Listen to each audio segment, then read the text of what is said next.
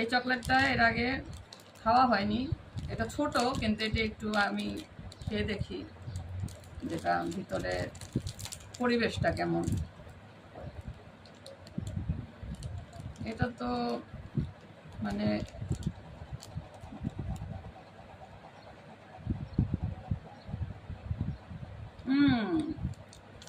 এটা বাচ্চাদের মনে হয় কি সেরেলাক গুলিয়ে রেখে দিয়েছে। না বেশি ভালো না। এটা দেখি, এটাও তো ওইটার মতোই, দুইটা একই রকম।